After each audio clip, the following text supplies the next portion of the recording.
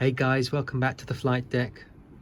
I wanted to do a very short video on my touchscreen overhead panel for the 737, which is running Sim Innovations Air Manager. In truth, I just wanted to show how I'm getting on with it, because I would imagine there's probably quite a few people out there who either A, don't have or don't want to spend the thousands of pounds it will take to buy a fully plug and play real life overhead panel. I mean, they, from what I can see, start from £2,000 and go upwards depending on quality. And B, maybe just don't have the confidence or the skill to take on a project where you can buy the panels cheap and do the wiring yourself. And it is completely understandable to be in Group A or Group B, in my humble opinion. So what Air Manager have come up with here is a really good workaround.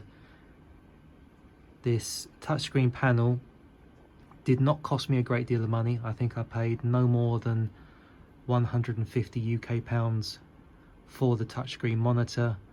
Sim Innovations, I think you have to pay $59 or euros, I forget now, to actually go ahead and purchase the Air Manager, and then there's another £20 or euros to actually buy this custom made individual panel.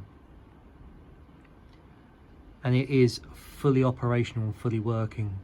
If I was going to have any slight gripe, and this isn't potentially on Air Manager, this could be on the fact that I haven't gone high end with my touchscreen, the rotaries are not brilliantly easy to maneuver, to the point that as a workaround I already have my touch portal app, which allows me to control some of the rotaries, which if I'm in flight, it's kind of important, because the rotaries are not easy to do whilst you're trying to do 2 or 3 different jobs at one time. But we'll get this started up. I've got ground power on, so let's just turn the battery on. Not going to do this particularly well, I would imagine, as I'm trying to hold a camera at the same time. Let's turn the exit lights off. Ground power is now on. And that's bringing my flight deck to life. I can dive back to the touch portal.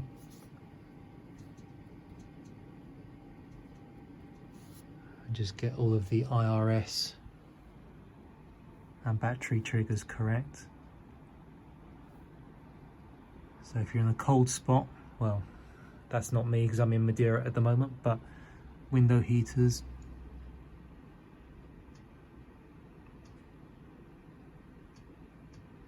and probes. There's the trimmer, he's up there. In terms of lights, logos down there, positioning the strobe.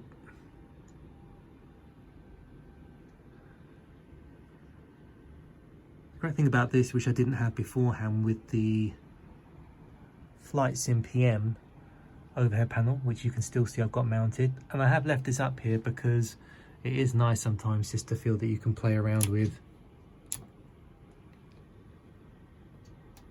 the lights, touch buttons, turn rotaries.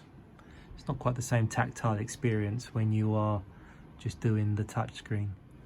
So really all I wanted to finish with saying is that if anybody is getting quite involved with their 737 home cockpit and is doing it on a budget and a bit DIY, very much like myself,